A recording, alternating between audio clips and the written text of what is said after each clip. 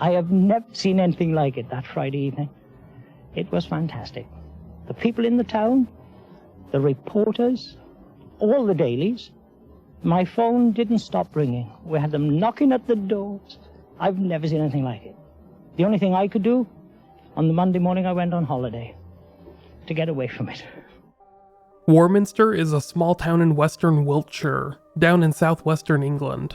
Located roughly 2 hours west of London, Warminster is about an hour southeast of Bristol, approximately 15 or so miles away from Stonehenge, the prehistoric collection of large stones that many have tried to tie to religious, paranormal, and even extraterrestrial phenomena. Warminster was ultimately settled by Anglo-Saxons more than 1,000 years ago, but the land had been previously occupied by the Romans.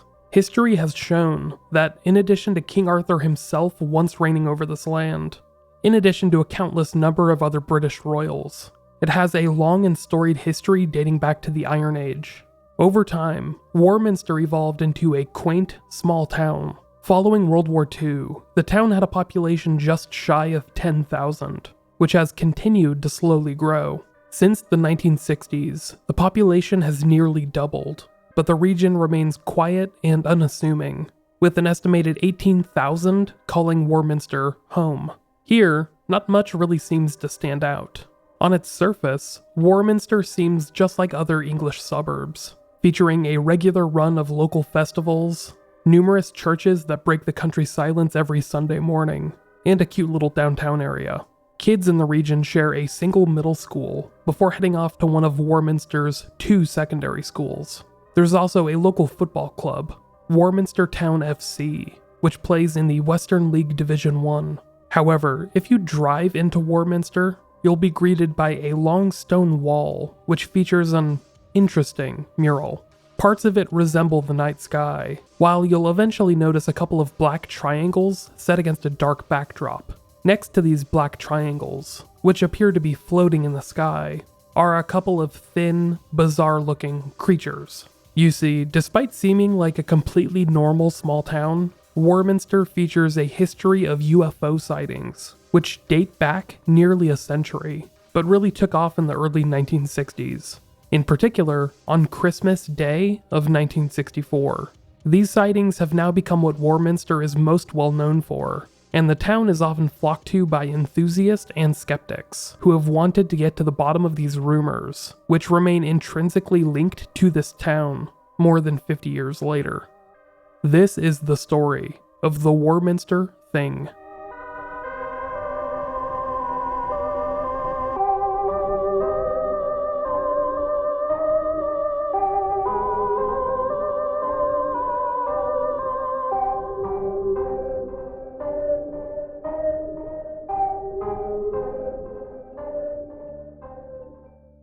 Welcome to Unresolved. I'm your host, Micheal Whelan. This episode is a nice little change of pace from the violent stories I've been covering recently, and I wanted to shake it up just a little bit for the holidays. I decided to do a family-friendly UFO mystery that happens to feature a Christmas crossover, and I hope that everyone listening finds it just as interesting as I do. P.S. Apologies if I sound a little froggy today. I think I'm starting to come down sick, so apologies. If you would like to help support the show and help get me some cough medicine, you could head to patreon.com/unresolvedpod to become a patron. Otherwise, you can listen through to the end of the episode to learn more, or visit our website, which is unresolved.me. Once again, that's unresolved.me. Now, without any further ado, here is the story of the Warminster Thing.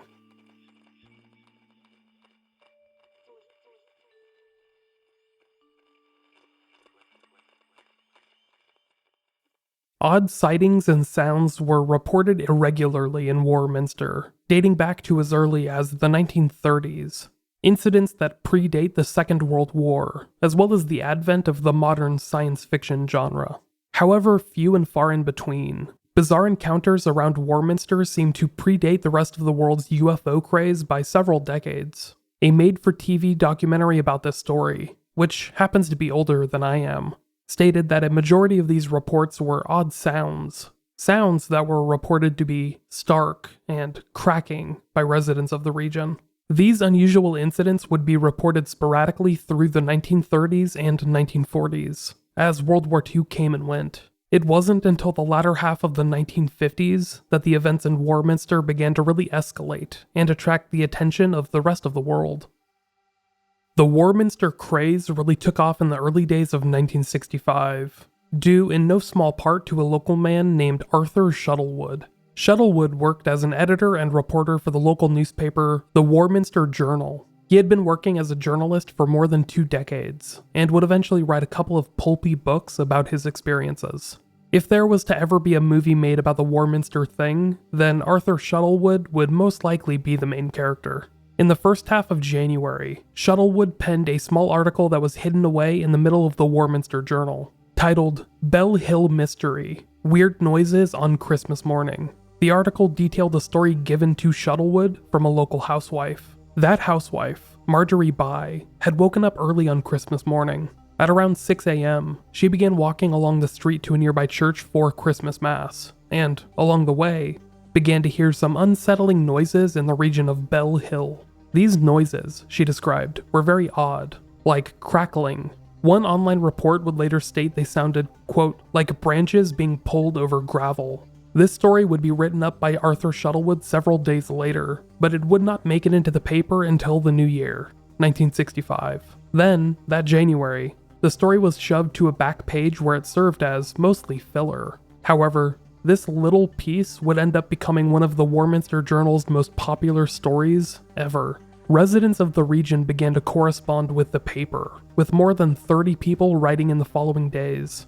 Many claimed to have heard similar sounds that Christmas morning, and verified that the original witness, housewife Marjorie Bye, was telling the truth. Arthur Shuttlewood began compiling a dossier of the various reports over the next year or so. With every passing day, the offices of the Warminster Journal became flooded with alleged encounters of the third kind.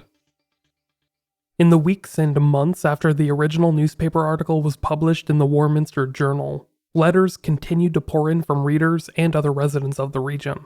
Dozens would claim to have had odd experiences of their own, many of which emanated from similar sounds, but others began reporting odd sightings as well. Bright and bizarre figures in the sky were beginning to appear regularly to locals and others that had been drawn to the craze.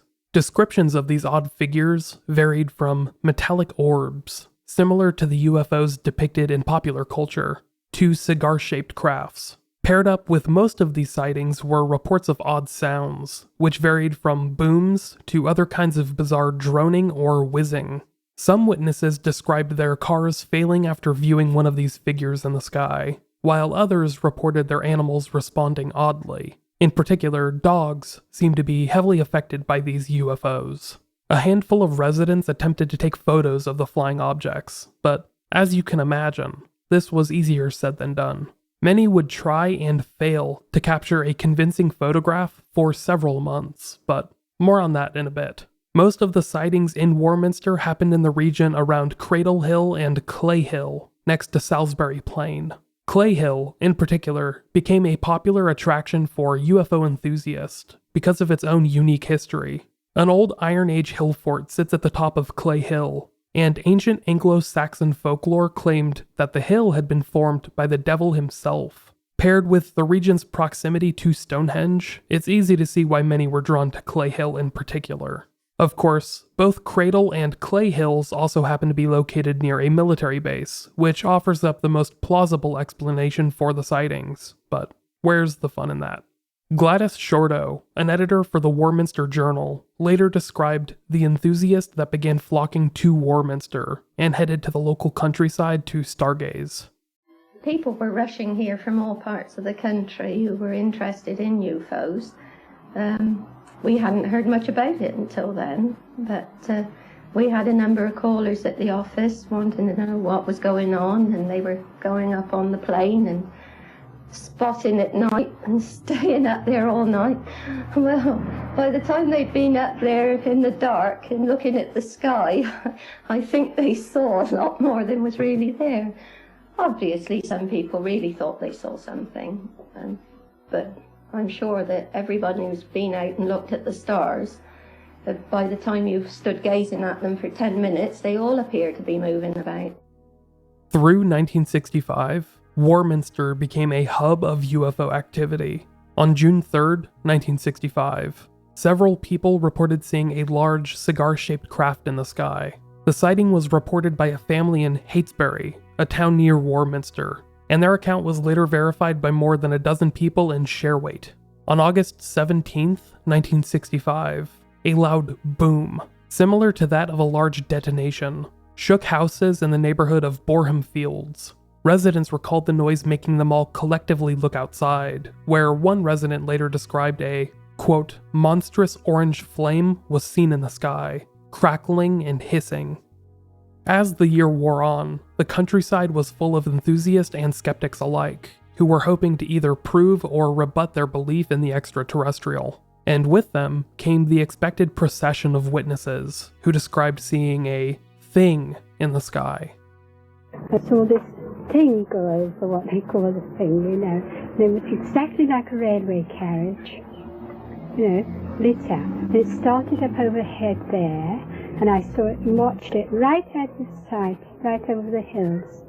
But I looked in that direction, there was a silver plane and a pink one, like between a pink and a red cerise colour then. Right side by side. And they were in that direction, and there was no cloud, but I don't know where it went to. I heard this noise, a hell of a noise it was. And came down, you know, it was a bit misty, foggy. And it was like as if a tin can was floating nuts and bolts, you know, and somebody was rattling it. What I did see was a green shimmering light for about quarter of an hour. Well, it's hard to explain. It's like a bright light with a red light in the middle. Like cigar shape, glowing at each end.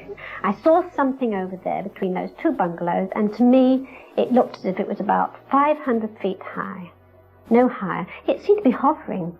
It resembled something like a comet, but comets are white, so this one was orange, oval colour, so it certainly wasn't a comet.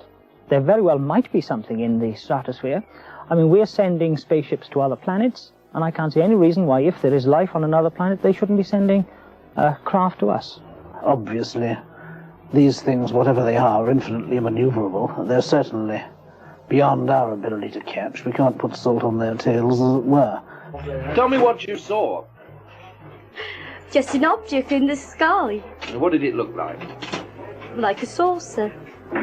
I was woke up really out of me what sleep I had by this noise. First of all, it was like hail. And then it got nearer onto the roof, and it was like a lot of cats scratching, or like an aerial scratching about, you know, up there. And then I thought to myself, well, what on earth is that? I lay in bed for quite a while, and I got quite hot. I got panicky, you know. So I did venture, and I paid to bed. And I looked out of the window, and there wasn't a drop of rain. It was all dry. Everything was as dry as a bone. But after that went over, I heard a whimpering noise, and like someone going, that was the noise it was. And I thought, whatever is it? And I sat on the side of the bed, of course Jean's in with me, and she said, whatever's the matter with you? I said, do you hear that noise? She said, no, nothing, don't wake me up. She went to sleep again. So the dog downstairs, she didn't bark, but she was making that woofing noise. You know, woof like they do. And afterwards, when I turned over on my side and I got into bed, it looked as though there was a light, like the cloud going over a moon. I don't know whether anything passed over then, but there was no planes, nothing at all in sight. I pull the blankets up over my head and think, damn the army, I wish they'd shut up and go to sleep. Last summer, I got up one morning, looked out of my bedroom window, and we had got army in green camouflage jackets with leaves in their steel helmets romping round the estate yard and the withy beds beyond. We could call those little green men, I suppose. Now, what do you think about this general mystique that's developed about these objects around here? I think it's a pity that so many people are ready to make categorical statements about a thing that nobody has bothered to investigate. As far as I have been able to discover, there has been no coordinated observation, no scientific inquiry as to what's happening, various individuals have seen various things and have immediately drawn their own conclusions. As you just heard, the witness accounts of the odd happenings started out with pretty tame origins. Bright lights and odd shapes in the sky, stuff like that. However, as time went on, the sightings began to be proliferated alongside odd rumors, which seemed more erratic, more dangerous. These rumors included reports of entire flocks of pigeons being killed at once, as if they had been snuffed out in midair and then collectively dropped to the ground. There were also rumors that several rodents had been found in the region, having been mutilated prior to their death. According to some local gossip, these rodents had been found with large puncture wounds, which were totally unexplained. Most of these reports were perpetuated by a man named David Halton, of no relation to the reporter of the same name, a local who had a bit of a reputation for being a crank. So we can assume that most of these weird rumors were completely unfounded, but they seemed to stick. These rumors seemed to really get at the area's residents, who had become fully immersed in the craze surrounding their town. This was unlike anything that small-town Warminster had ever seen. By August of 1965, the population of Warminster had essentially doubled over a very short period of time. Many of the town's visitors were packing the town's hotels and motels, simply wanting to get a taste of the UFO craze. On August 27th, 1965, a town hall meeting was called in Warminster so that the residents of this town could meet with authorities to discuss the ongoing phenomenon, which had been nicknamed The Thing by local press. This town hall was actually recorded for national coverage, since the story had started to make waves across England. Despite authorities planning to make a statement about the UFO sightings, their plans were changed at the last minute, and this town hall meeting ended up turning into an hour-long session for residents to voice their concerns and describe what they had personally seen. If tonight we can contribute something constructive to the explanation of these phenomena, it might be able to assure these people who have nothing to be alarmed about. The noise did occur, and I confirmed the lady who was too scared to disclose her name that she did hear it, and so did I. It woke me up. I was wakened by this dreadful droning sound. Would like to speak up? And I went to the bedroom window, and I saw this brilliant object. It was quite low in the sky, and I live up Beacon View that way, and it seemed to be travelling very slowly. And I was petrified. I just couldn't move. I was shaking like a leaf. I just couldn't move, and it was going on for half an hour. How many people here tonight are afraid of the thing?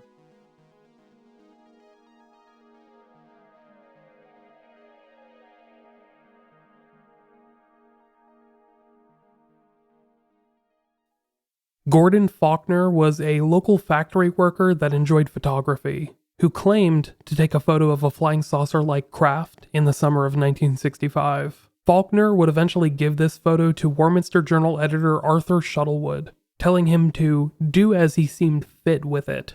In return, Shuttlewood would attach this image to an article he was writing for the Daily Mirror, a very popular British tabloid.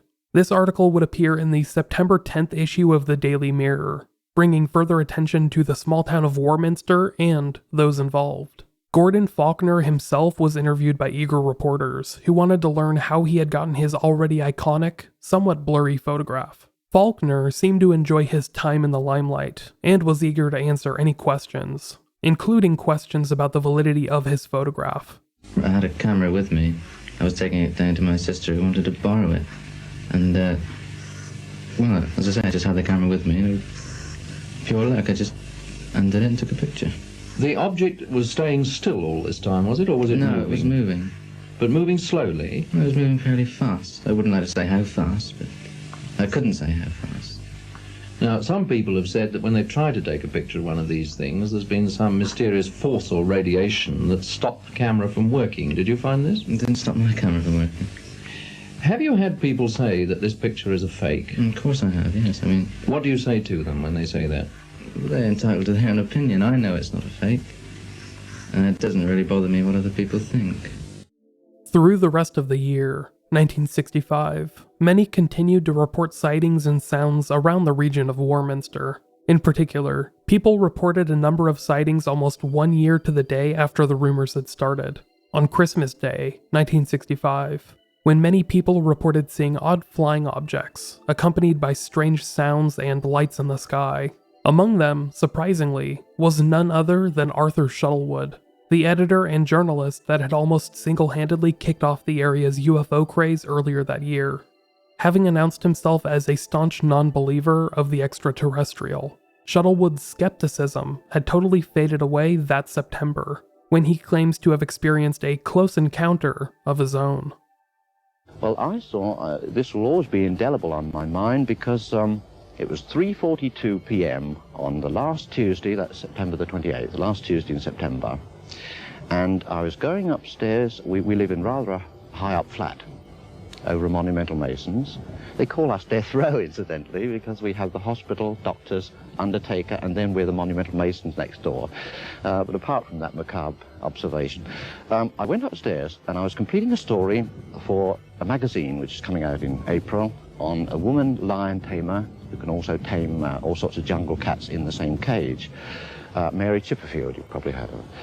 And I went up for my notes, but my attention was arrested by this huge cigar shape in the sky. Now, had I normally been walking underneath that, I'm sure it would have assumed the proportions of nothing but a dense white cloud. But from the angle of vision that I had from the top of our house, I could see a peculiar hump, a yellow or an amber burnished protrusion from the top. And I'd never seen anything like this in all my life, and it was 9 months after this thing started. And I honestly don't think I've been conditioned to all that extent. Although I've lived in the centre or the vortex of this mystery, let's face it, it is a mystery. But I wasn't convinced, even in spite of the high calibre of witnesses, I wasn't convinced that this thing existed. But I saw this with my own eyes. I dashed straight away for a camera. I got the camera lined up, and the setting was about 8. It was a beautiful, clear afternoon. Out of the window, this thing came along over Colloway Clump, which is over there, northwest to southeast, gliding along, a gentle giant in the sky. I trained my camera on it, and I felt the camera jumping about in my hands. That was the first unusual aspect. It didn't frighten me, but I felt like sharp prickling needles down that side of the hand, the wrist, that side of the face, and my eye watered for 2 months afterwards on that side. That was the exposed side to this thing. Now that proved to me that whatever was on board, or whoever was on board, could see me, could see this apparatus of mine.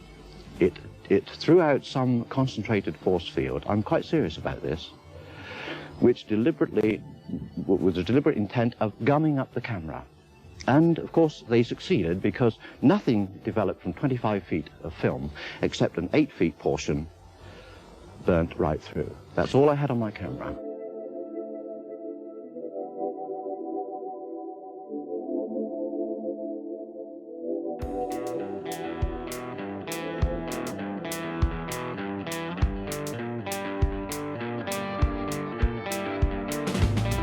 And this Wiltshire town is back in the news again because yet another attempt is now being made to identify the Warminster Thing. Now, the Warminster Thing, as some people already know, is the term given to mysterious objects which have been seen in the sky around these parts. And this latest investigation, the most comprehensive yet, is being undertaken by an organization called Bufora.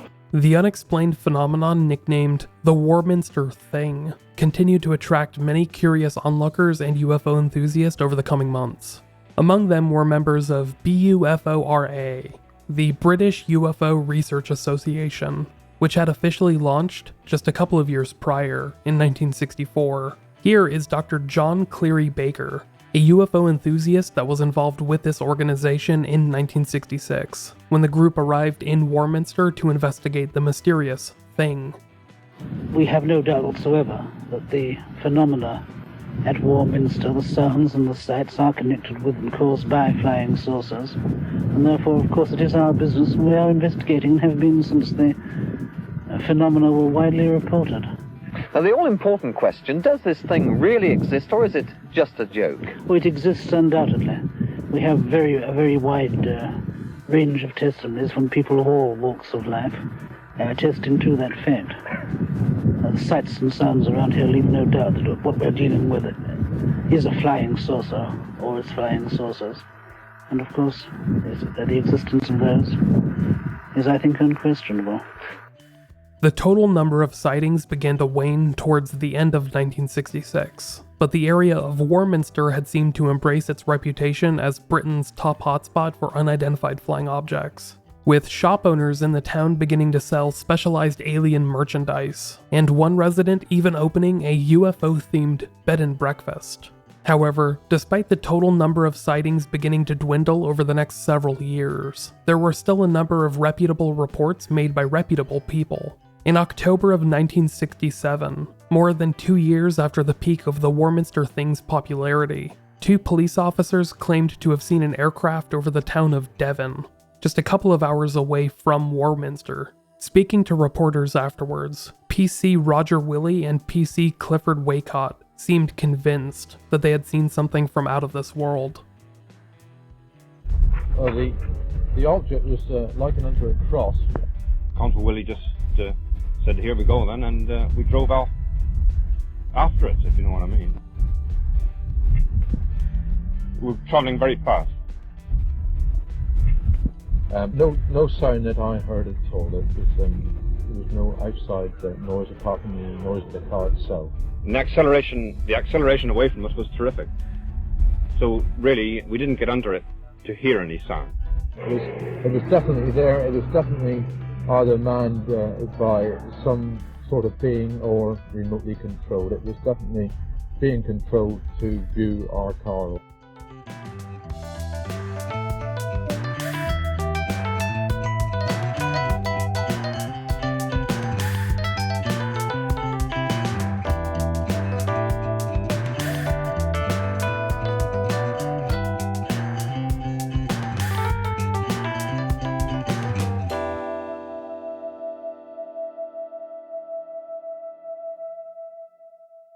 In the decade or so after the craze of the mysterious thing had taken over Warminster, the area remained a hotspot for odd sights and sounds. People continued to report seeing odd figures and lights in the sky, often accompanied by strange sounds, but it all seemed like more of the same. Going into the 1970s, people just did not care that much anymore. A brief resurgence in popularity happened about a decade later, in the mid to late 1970s, when crop circles began to appear in the region. Many attributed this not only to the mysterious thing from 1965, but the region's proximity to Stonehenge. By the time the new millennium rolled around, many of those that had lived through the Warminster craze had long since passed away or moved on. This included Arthur Shuttlewood, the reporter that had introduced the world to the thing back in January of 1965. He had passed away in 1996, having published several books about his experiences in the interim 3 decades. Despite claiming to be a staunch skeptic during most of his reporting on the thing, Shuttlewood would remain a believer until the end. Here he is, in an interview from the early 1970s, explaining why he had been compelled to continue telling these stories. A lot of people, when I've recapped on their stories, they've had that same sensation that they feel better, perhaps not physically, but mentally and spiritually particularly. They want to achieve something for the benefit of mankind. I don't think I ever have, but you do get that feeling that's inculcated in you by this experience, I think. Would it be going too far to say that you feel you've had something like a religious experience? Yes, I don't think that would be exaggerating. You do. You seem to have a new outlook, a new mental outlook on life, and you want to help people. This is most peculiar, perhaps, and it's almost incredible to you, no doubt. But I felt that sensation. I wanted to see it again, and I wanted to convince whoever was on board that we weren't antagonistic and we wanted to warmly welcome them if they cared to land. And of course, they have landed. They have landed now. In 2015, a conference was held in Warminster to mark the 50-year anniversary of the original sightings. It had been half a century, but several UFO enthusiasts and so-called experts were in attendance. proclaiming Warminster the British UFO capital, making it, in essence, the UK's version of Roswell, New Mexico. That same year, 2015, a large concrete wall was given a colorful mural in the middle of Warminster itself. A mysterious graffiti artist memorialized the UFO history of the town in a large, sprawling work of art, which pays homage to the stories that have now become local folklore. Warminster remains a place of mystery, with sightings happening as recently as last year. In June of 2017, a video was recorded by a resident that lives near Clay Hill, which shows an odd light in the sky circling repeatedly. This video actually happened to make international headlines, and it brought attention back to the region of the original sightings. Many continue to wonder what it is that makes this region a hotbed of UFO activity. Many factor in the nearby military base, the Battlesbury Barracks, as the most likely culprit. But even that argument doesn't seem to hold much water. The barracks are an army infantry base, and it remains unlikely that they would have been experimenting with any aircraft. Nonetheless, odd sightings and weird incidents continue to occur in and around Warminster, albeit irregularly. Because there is no legitimate answer to explain why hundreds, if not thousands, of people all saw odd things in a very short period of time, I consider the story of the Warminster Thing to be unresolved.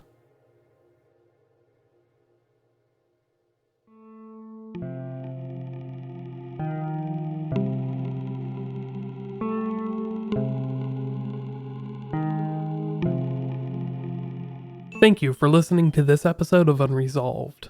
Before I get to the outro, I just want to briefly thank a few people that have helped me out this week. Namely, my friends Debbie, Morph, one of the hosts of the Criminology podcast, Nerdfather, Julie, Noah, Cortland, Caitlin, Zaya, Thaisa, Paul, C1809, Jenny from the Block, and Kirsten, who hosts the podcast Spooky Betches and Queens of Our Past, which you should check out. Hope I got all your names right, but all of you know who you are and what you've done, and I just wanted to say thank you. If you would like to stay in touch with the podcast, make sure to look us up on social media. You could send in any emails to michael@unresolved.me. That's Micheal @unresolved.me. And you could send in any voicemails or text to 831-200-3550. If you want to find a transcript of the episode, or any applicable links, just head to the podcast website, which is unresolved.me. There, you'll find a link to the podcast store, as well as to our Patreon page, which is patreon.com/unresolvedpod.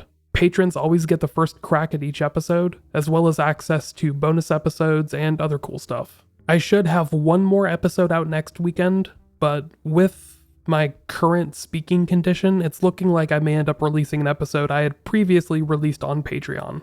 I guess we'll find out next weekend, but be on the lookout for that. That's it for me, but until next time, everyone, stay safe and happy holidays.